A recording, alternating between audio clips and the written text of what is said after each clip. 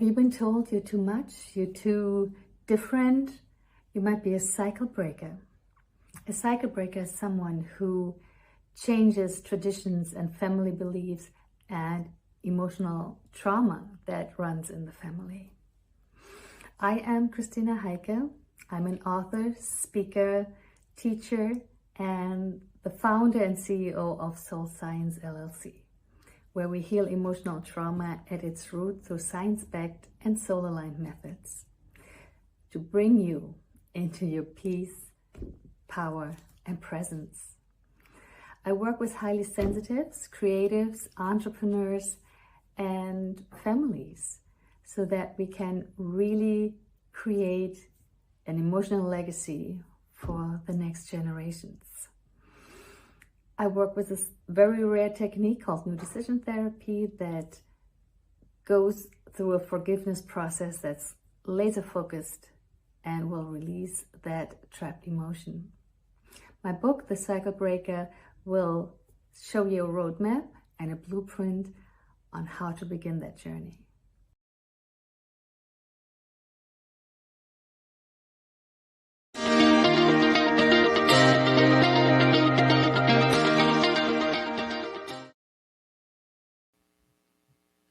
Well, welcome everyone to another Mindful Monday. And I want to thank you all for joining us today and making us a part of your mindfulness and self-care journey. Today, we have with us the brilliant mind behind Soul Science LLC, and her journey is just short of extraordinary. So, born in the Cold War of Berlin as a, apologize. Hang on, I have technical difficulties right now. At least it's not just me. No, it is not. It is not just you. I apologize. Okay, here. It is Monday, right? So, okay. Anyway, her journey was nothing short of extraordinary. Born in the Cold War, Berlin, as a highly sensitive child, she grew up in a world that often is overlooked with its emotional nuances.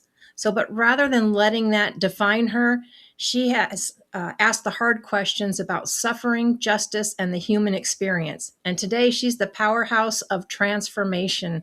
And I am so glad that we have her with us here because she has combined the decision therapy. New decision therapy. New decision therapy with holistic practices. And she really helps to create the she helps creative and neurodivergent individuals break free from trapped emotions. So please help me welcome Christina Heike. Thank you so much. Thank you so much for having me. It's a pleasure to be here.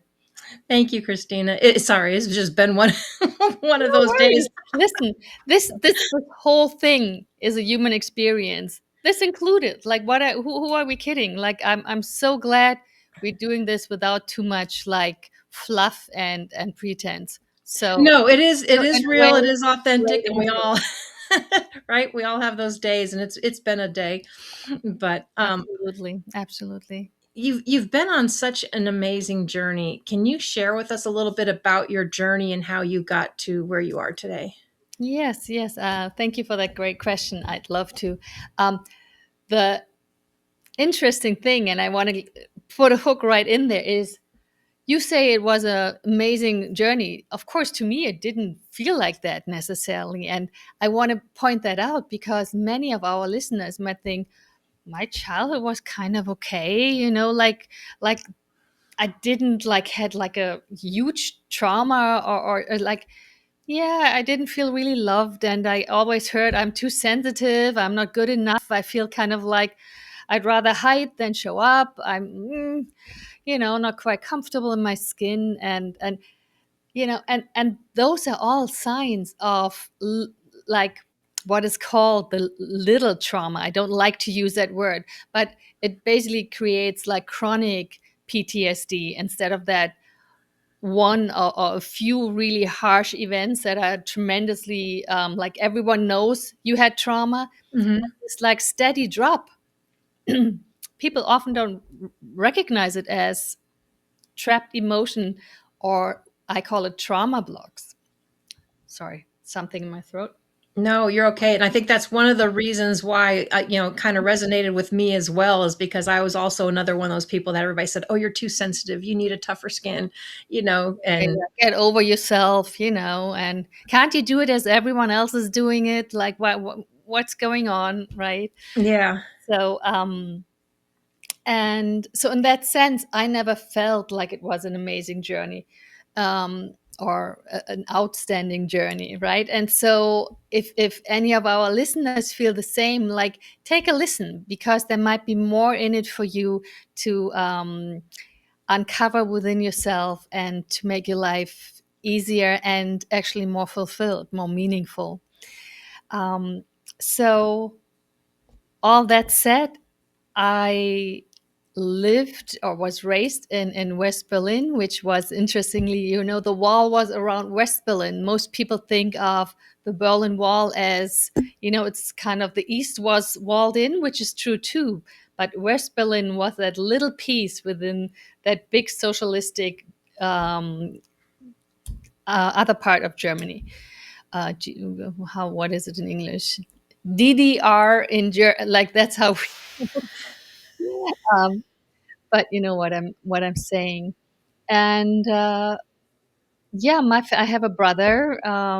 My parents were together until my father died early this year, so like 60 plus years or something. And they didn't have a very, in my recollection, happy marriage, like quite the opposite. And I was the one, as the more sensitive one, and creative.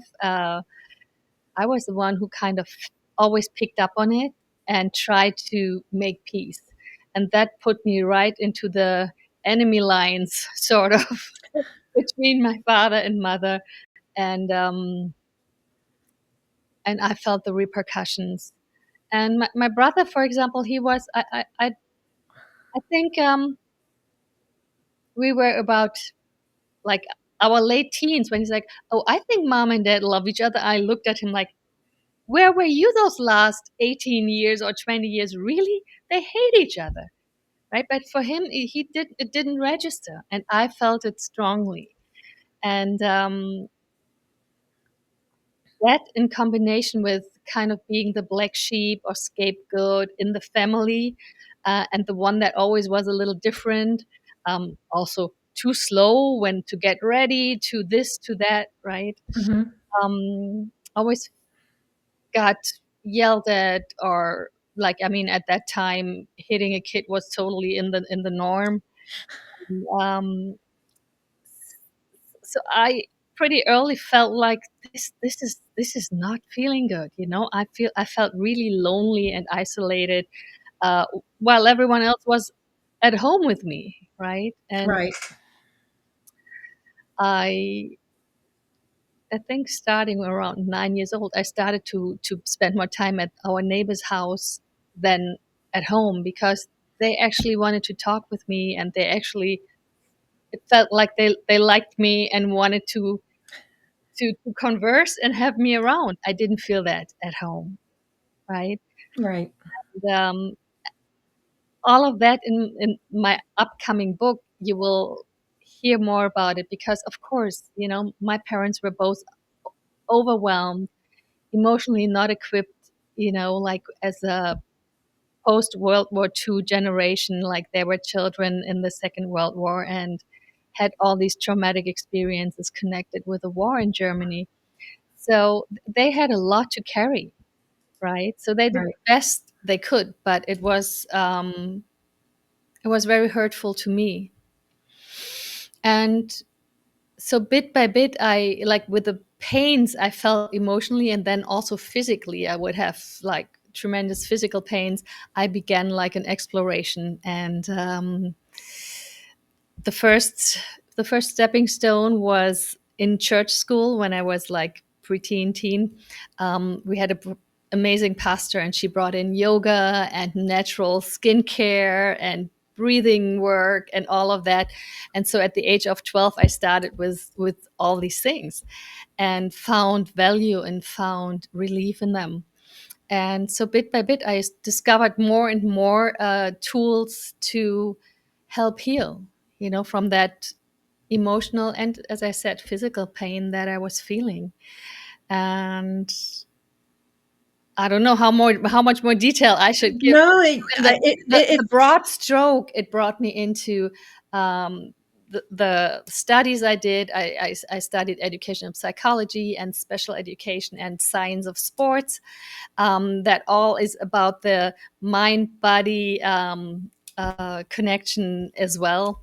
And met my first spiritual teacher when I was 17. That was a huge impact and is a huge, I don't even want to say huge part of my life. That is life in my understanding, right? We're spiritual beings who have a human experience here and are here to learn and hopefully grow and build more capacity and have more insight so that we have a life that also has a ripple effect out to others and is beneficial, not just for us, but for our community and the world at large. yeah, Our children. yeah, and our children. But I guess that's the part where I thought was just kind of amazing or incredible, because you were actually a very young age when you started to recognize that or started to find other modalities. I didn't put a lot of it together until like way later, in my life, because it was just kind of like trying to continually fit a mold, that someone else that thought you should be. Right. It hadn't dawned on me until like recently when I started communicating with more people, and I kept hearing them starting to say, it's like, wait a minute, I was always told I was too sensitive. I was always, and all of a sudden things start clicking and you start putting pieces together. But that was like many, many years ago. So that's kind of the part that I was just truly amazed about, is the fact that you were in tune to that or sensitive to that or realized that at an earlier age. In some ways, yes, and in others, no, right? In the ways that I was in tune, that I needed to find different tools and different ways of being with all what was happening and with my emotions. I think it took like probably 10 more years to realize, oh, this might be trauma, right? I didn't have the words for it, like for what I felt.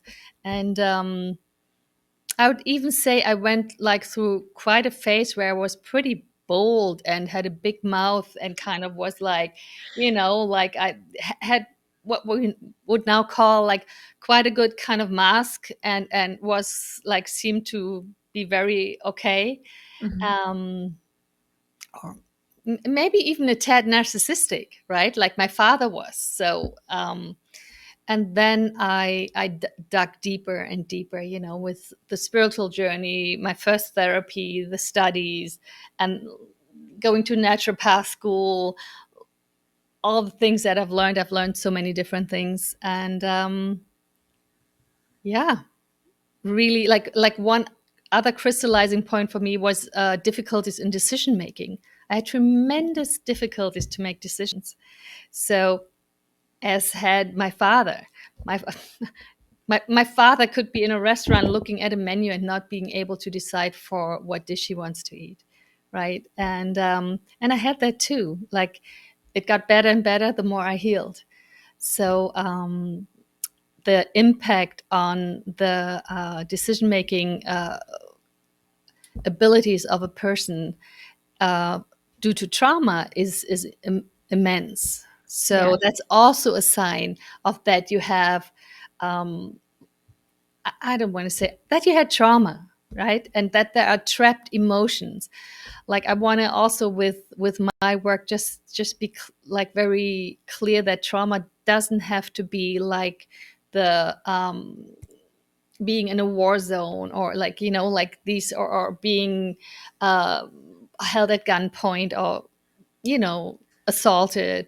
It can really be like looking fairly normal in your childhood, and because you have a more sensitive setup, you're also more prone to get wounded. Yeah. So when you were talking about the decision making, did you find you were going through a phase where you needed somebody else's approval, or you always had to run it by somebody first, or did you find yourself second guessing yourself, or just? Well, those two are true too. Mhm. But what I'm referring to is that I couldn't even really feel what I wanted truly. Right? That like in the book, there's a story that I tell about my early 20s. I had a boyfriend, he lived an hour away by car, and I wanted to drive to see him. And then in the car, I was not so sure anymore. And I used this as an experiment for me to really be like, do I want to go or not? And to feel again and again. And this half-hour drive took me an hour and a half, because I would start and stop and start and stop depending on what I felt, because I couldn't Right. figure it out. Right. So I needed to kind of act it out. And when I finally arrived at his house, I was like, I think I'm good. And I turned around and went back home. But that extreme, right? Yeah. That sounds very debilitating. Do I want to go out? Do I not want to go out? Like in like, if you like smaller examples, what do you want to eat? Like, do you want to meet this person? Do you not? Like, there's so many things we constantly have to make decisions all day long. And do I go on a trip? Do I not go? Do I like, right? We're often so back and forth with things, and kind of override what we really feel because we are conforming, right? That's what you mentioned. Yeah. And to dig a little deeper and get more connected. Like, the core of my work is really about connection. That's the goal, to really fully connect your feelings and thoughts, your heart and brain, and spirit, so that you're in tune and aligned and work as a team, as a unit, right? Yeah, definitely, where you can at least function better, because what you're describing sounds very debilitating, and Yeah, hard to get through things. yeah. It wasn't fun. No, No, for sure. no. Was there a pivotal moment in there that just really sparked your interest in emotional healing? Um, not really. There No. were so many like constant moments of, that's what I need to focus on. It's as if God was shouting like, here, look at this. And there were so many moments. Yeah, I could tell you 10 off the top of my head, right? And Right. I think I was born into that family with the role of the peacemaker, but that kind of constantly got into the into the middle and into that friction, and that kind of set me up to wanting to help people find more peace inside, and also more peace Yeah. So and it sounds harmony like around the your journey through all the different modalities and stuff was helping you heal along the way as Oh, well. absolutely, absolutely. The Yeah. goal was, and that was happened like in my, I think, early 20s, first therapy. I was realizing I was repeating behaviors, and I'm like, what on earth? I know that better, and still things like I would repeat behaviors. So just knowing it didn't do enough, right? So Right. reading all the books and all the whatever self-help books, great information, but if it doesn't translate into like you embodying it, you being able to act accordingly, it's like neither here nor there. So that I discovered early in my early 20s, and I was like, put me on a mission to look for something that gets to the root of those things, that is really able to palpably shift something inside of me. And that was a journey. That's what I was looking for. And everything did a little bit, but not the real deal. And I found that in new decision therapy in the late 90s, when I met Dr. Candice Blakely, who had created that modality. Hmm. And that made the difference that I was looking for. That really freed me up. And uh, there was so much of burden that I didn't even exactly know how much it was, right? That kind of left me and freed me up to really create a meaningful life for myself. Yeah. Can you tell us a little bit more what new decision therapy is? Because that's, at least for me, that's a fairly new term. But you were saying it's been around since the 90s, but that's not one I've ever heard of. So, For some reason or another, it has not become really famous. And so let's make it famous so that people can access it, because I think it brings true healing. It truly releases those caught up emotions. And she wrote her first book, The Body Remembers, 1992. I think she was way ahead of her time. So, like mhm. the Bessel van der Kolk that came out, like I think what 2012 or something, like The Body Keeps Score. That is a like one of the Bibles about trauma. Uh, talks about the connection of mind and body and emotions and all of that. She already had that in 1992, right? Wow. Like Mhm. talking about how trauma sits on in the body on a cellular level, and that's also where we need to release it, and so on. Um, New decision therapy is a laser focused forgiveness process, 5-step forgiveness process. It works with muscle testing. So we're really asking the body where the trauma sits. We're asking it with muscle. I don't know if you're familiar with muscle testing I for know the, that yeah, when yeah. you ask and So there's different, I've seen people do different things, but you please can use explain. different muscles. Like usually, like you put your arm out and someone tries to push it down, and that way, if it's weak or strong, it gives you a certain answer to the question. And so you can also test allergies, and you can test medicine and all of that through it. If you don't have an experience with it and think that sounds crazy, that's what I thought too when I heard it first. But like after 3 decades using it, I'm like, wow. And actually, 3 decades ago, even my dentist was already using it to check which kind of gold fillings were good for me. I was like blown away. Wow. So yeah, so you tap, like you ask the body's, the emotional system, like which way you trace it down. It's like detective work. We're finding the people involved in creating the trauma. We're finding the time frame of it. Often we find the exact situation, and then we go in the mirror and do mirror work to release that trauma. I guide my clients through this 5-step forgiveness process that, in combination with the mirror, goes really deep and shifts that block that through trauma has been created, and releases it. Yeah, I would imagine it does, because I know a lot of people that are suffering from traumas or different things don't even like to look in the mirror or use the mirror. So I would think that that's Yeah, probably a big part of that. yeah. And the forgiveness process, the way she has really created that, is powerful, and it is really a work of becoming more and more conscious, right? Because our trauma blocks are kind of like subconscious, and we kind of can't fully connect with them. And so this brings it up one blockage at a time.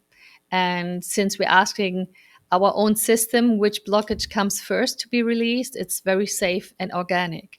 So that's something I also love about that process.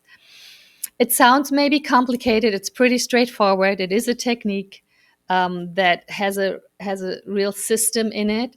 So each session, a blockage will be released, and so you can, like onion principle, work your way into the core. And at the core, it's about self forgiveness. Wow. Can you share with us maybe some of the experiences and stuff that you've seen or how it's helped people?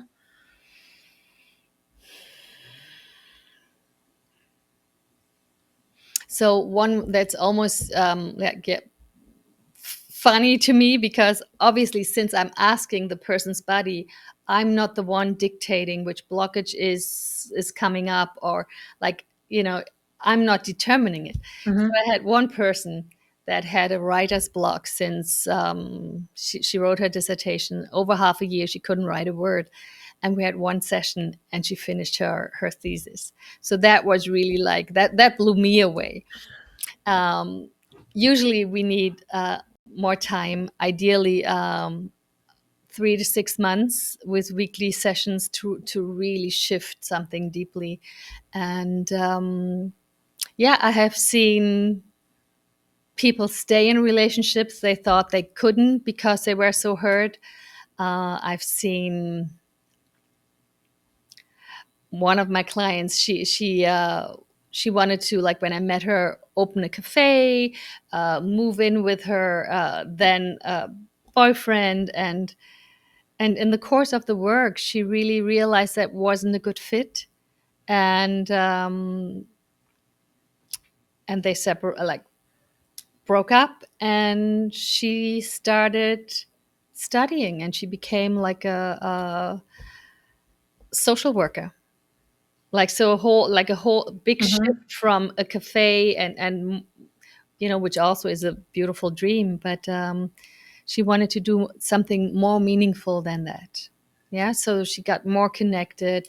And this client, actually, she also sent two of her daughters to me afterwards to work with me. Yeah, they had lost their father relatively early, and so there was a lot of trauma through grief. Yeah. So a lot of trauma is tied into grief for me. uh, even not getting the love that you wanted from your parents is deeply connected to like a grieving process. Yeah. Yeah. That which makes complete sense. How Mhm. would you say your background as a highly sensitive individual shape your approach to healing others? Hmm. That's a wonderful question. I think it's really making me walk alongside my client instead of talking at them or telling them what to do, or being, I mean, I am the expert, but then I'm just a human walking with another human, and giving the support that they need without them feeling less than, right? Because Mhm. I've experienced it, and many of my clients have shared it, that they go to therapy and they feel like they're kind of looked down upon somewhat. And yeah, and I think that's something that has for sure shaped the way I approach the work I do. Yeah, I think unfortunately that stops a lot of people from getting help is because they're worried about being judged and what, other people think and what does that say about them if they have to go to that. But really, I would argue to say that makes you stronger, makes you a bigger person because you know something, you need help or support, and you know that something needs to be, I wouldn't say necessarily fixed, but released, so that you can live a healthier life. I think you're pointing something out there, right? If you feel something is not quite right, and that doesn't mean mental illness. It's just kind of like, it's like you don't feel quite right internally, right? It's you might overeat, you might have a screen addiction, like because you just want to distract yourself instead of being with yourself, right? So those are signs that there are emotions Mhm. that needs tending to. I think maybe that's an easier way of even phrasing it, and not talking about trauma. There are emotions that need tending to. And so there's another modality that I kind of created over the years. I call it inner family communication. And that's really getting in touch and talking with these disenfranchised part of ourselves, like with that girl that was always told, you're too much, you're too sensitive, shut up. Yeah. Yeah. And to kind of um, put a hand out to her and say, come, like, let's go. I need you too to be fully myself, right? Because none of these parts go anywhere. It's not that we could ignore an emotion and be rid of it. It's not how it works. And any emotion we numb the more we numb, we also numb the happy emotions. There's no way of just numbing being sad or just numbing being angry, right? Like Right. if you numb yourself, you're also not as happy, and your life doesn't have as many colors and yeah, happy moments. Yeah. Yeah, it's always important. You have them all, right? But you can't, what you're basically saying is you can't choose what you want to pile down and focus on the others. Because if you don't release that trauma, it's going to surface or show up in your body one way or another, either in pain or illness, something. 100%. That's almost like another point you're making, right? Like I was just saying, like if you try to ignore like your feelings and be like, oh, I just kind of push them down and distract myself like with whatever I'm doing in my life, and don't like pay attention to that there's something Mm-hmm. saying, excuse me. Yeah. Yeah. um you're gonna numb all your emotions. So yes, you might not feel your sadness so much, but you will also not feel your happiness much, right? So it's Right. it's it's like that. It's kind of that internal logic. If we suppress emotions, then all of them are a little suppressed and dulled. That was the point I tried to Mm-hmm. make, to motivate people to Yeah. start doing something. If you want to feel more joy in your life and more aliveness, really, like you need to start turning inward, tending to those emotions that have been kind of pushed aside. And your point is excellent, because yes, those pushed down emotions, the suppressed emotions, can create illnesses, physical illnesses. And what was the other point you made? The second point. Um, Oh, just yeah. I mean, basically, your aches, pains. It creates it creates physical illnesses, and I think it also helps hold people back, also too, oh yeah. from not doing the things that they were meant to do, or being, being truly who they are or meant to be, or succeeding, or whatever they're trying to do. I think it keeps them kind of on a struggle bus. Absolute struggle bus. Good point.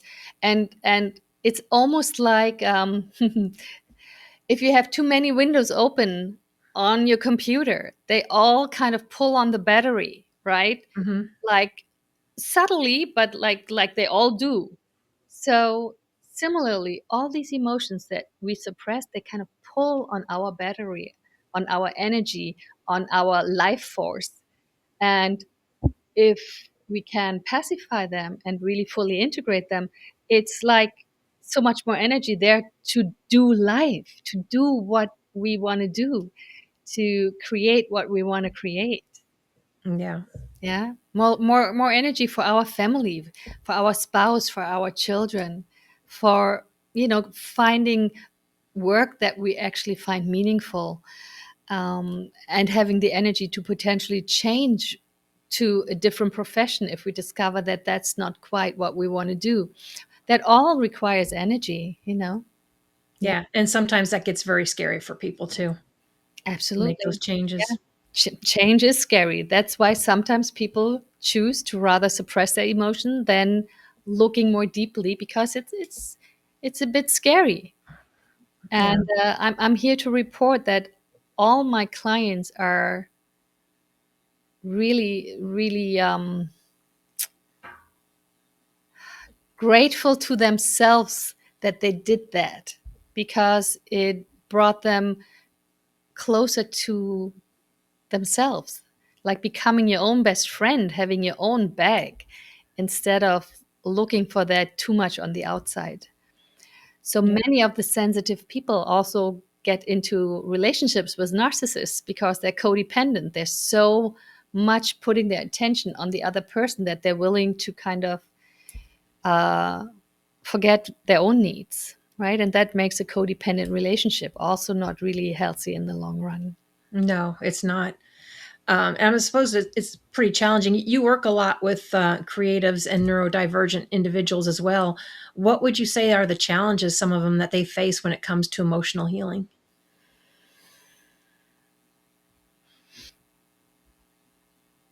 I wonder if they have more. I'd say their incentive is higher, because, like, as a highly sensitive, for example, the way I envision is like, let's say you're neurotypical, not highly sensitive, you have that bandwidth of emotions, right? Mm-hmm. And if you're highly sensitive, you have, it's out of the screen, I think, you have a much wider bandwidth, which means you have to balance much more, right? If your emotions can swing wider, you can feel deeper, you Mm-hmm. have to balance more. So that's the challenge of the highly sensitive. And if you heal your trapped emotions and childhood stories, that becomes your superpower, because that broader bandwidth lets you create, like be much more creative.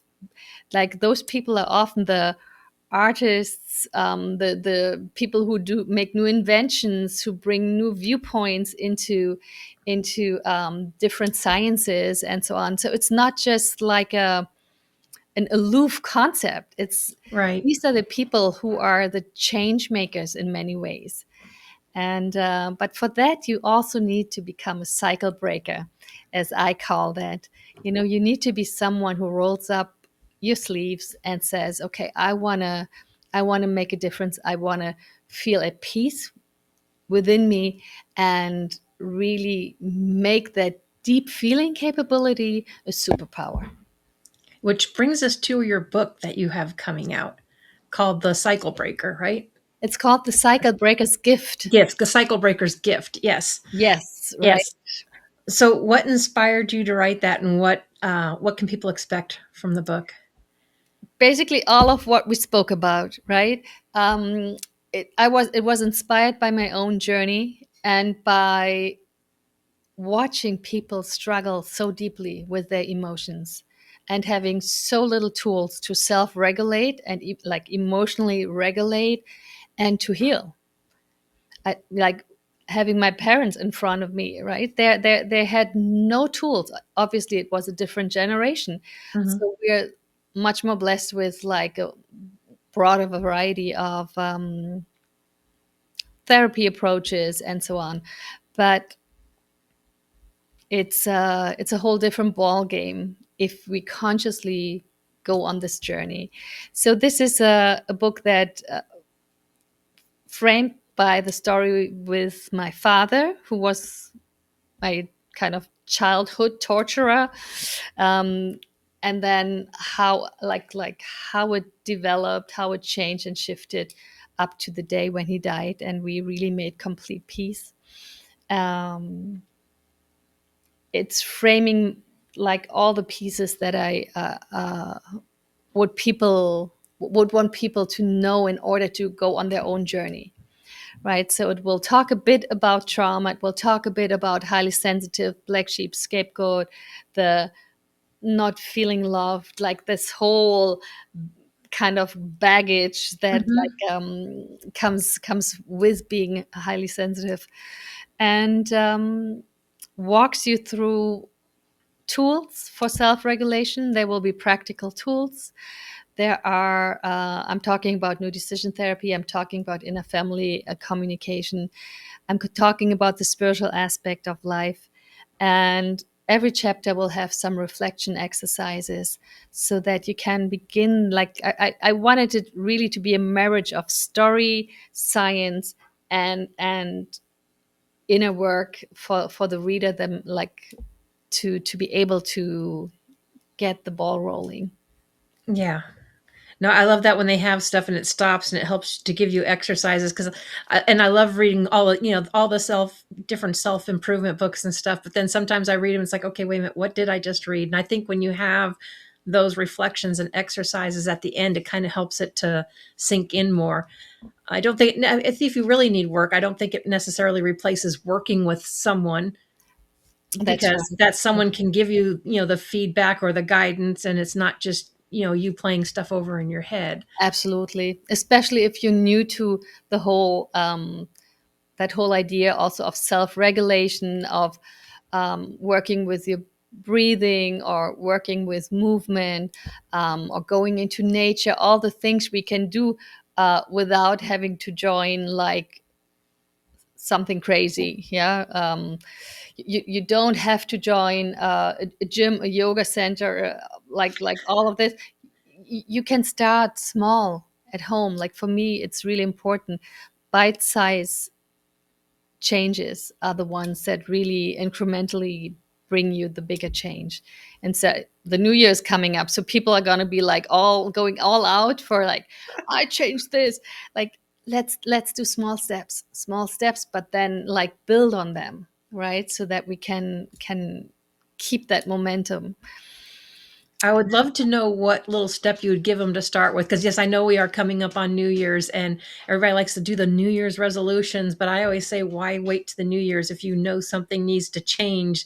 Just do a Absolutely. resolution and start changing whenever you need to. Absolutely. Otherwise, I think it's just another form of procrastination or, I not. totally, yeah, I totally agree. And again, it's if you begin that internal journey, it's kind of every day has a potential to bring a new insight, a new habit, right? Mhm. So I would encourage people to, like, the easiest is really to start with your breath, and one actually it's quite well known breathing exercise, box breathing, right, where you use counting, Mhm. because some people might also have difficulty with things that feel too spiritual or something. So this is a pretty straightforward one. You inhale, counting to 4, you hold, counting to 4, you exhale, I say count to 6, make it longer, and then pause for 4, and then inhale for 4. Happy we can do a round here if you want. I don't know Sure. how you do your No, that's fine. exercise. I always teach people like deep belly breaths when we talk about, because there's so many people that are not getting the oxygen to their brain. So I always talk about deep Absolutely. belly breaths, but I know there's a number of, you would think breathing sounds simple, but over 95% of us do it wrong, because when they're saying deep breath, they're like, and it's like they're That's trying to right. blow this up. That's It's like, right. that doesn't expand. But then you've got what, the 787, there's, like you said, the 444, or I've seen people do like deep belly breaths and then just and just, Yeah. they have so many different techniques you wouldn't Oh, even know. I mean, as a 4-decade-long yoga teacher, I mean, there's so many breathing exercises. Yet, I want to kind of caution people, like, I prefer to do the natural breathing, meaning extending the belly breath, like so that all your like belly, rib cage, tip of your lungs, that all of that gets ventilated, and not so much manipulating the breath too hard, because our breath is tuned into our nervous system, right? Inhale, sympathetic nervous system, exhale, parasympathetic, like, which means inhale activation, exhale relaxation. That's why I want people to simply focus on extending their exhale, however they want to do this. Very easy could be like inhale through your nose and blow it out through your mouth until nothing comes out anymore.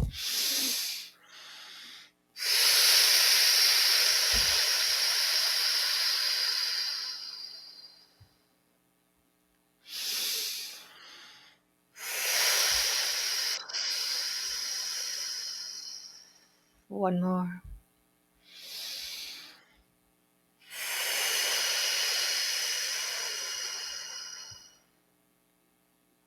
Yeah, it's actually very calming, and if you do it, you can just feel everything just kind of settle Even and wash away.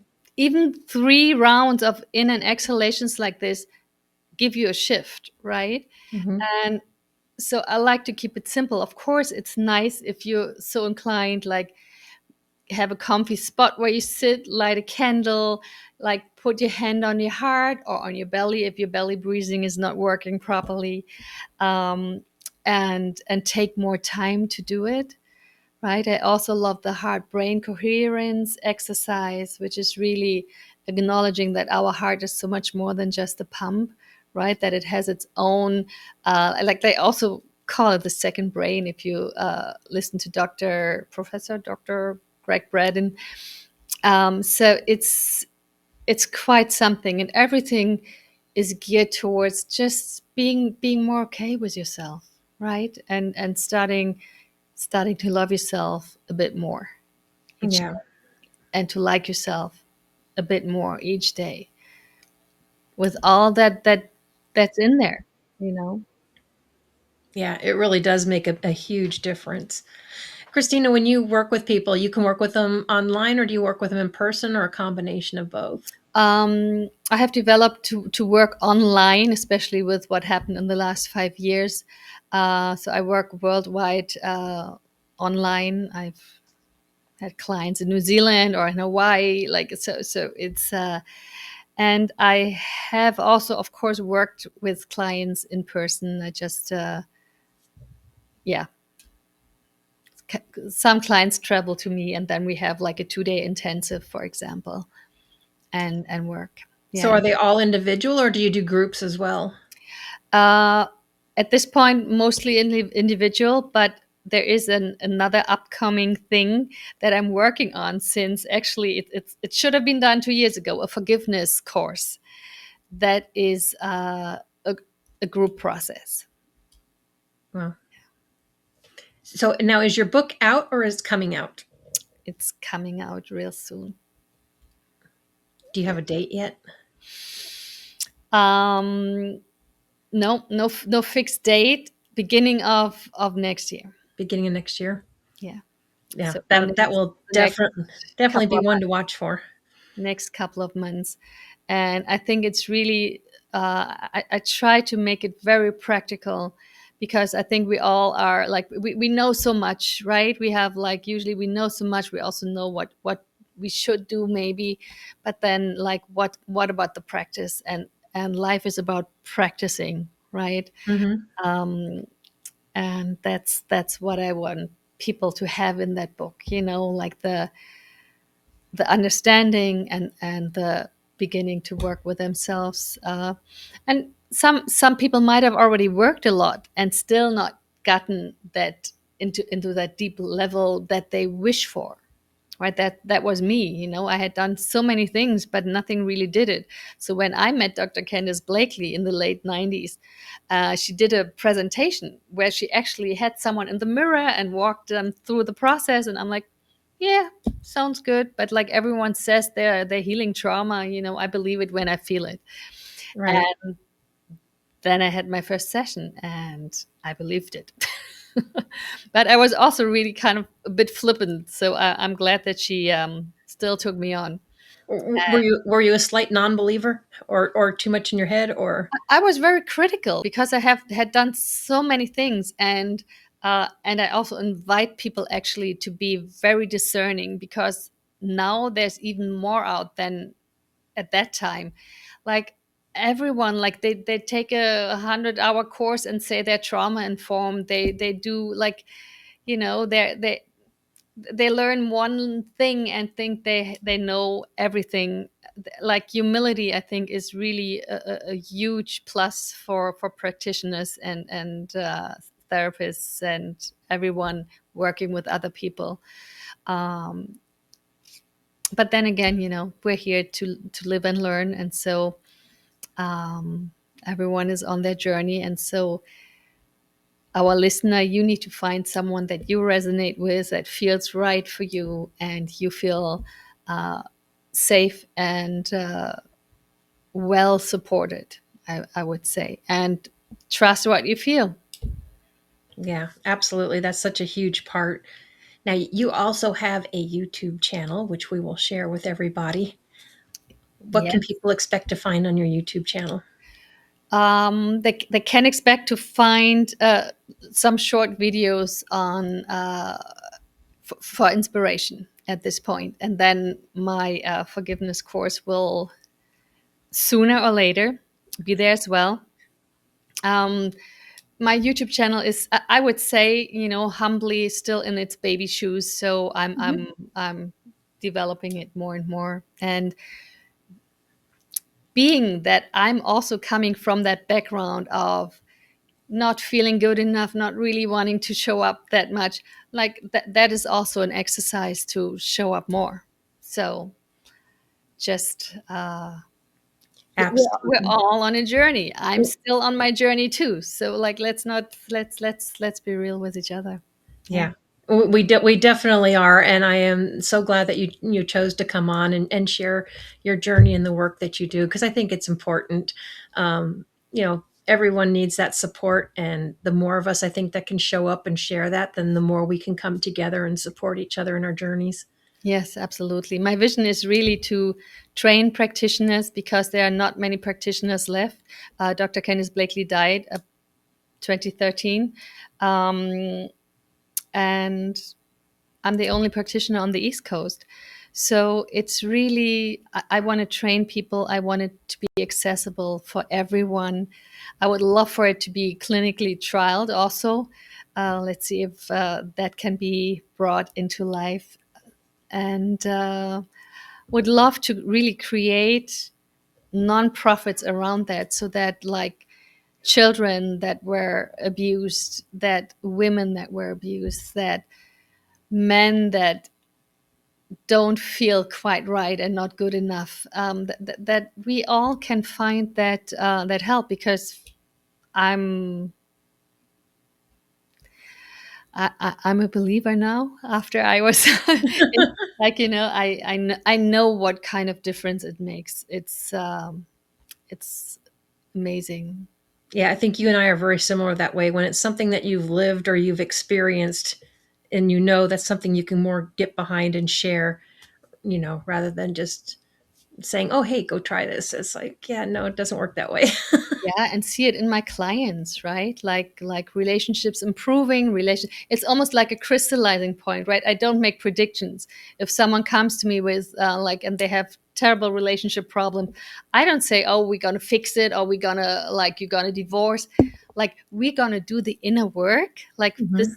And the more you know yourself and really can embrace yourself, things will fall into place. It will become very clear if this partner can, like, you can work it out with that person, or if that's actually a moment to part ways, right? But you will be able to do that from a place of maturity and settledness, and not crazy drama.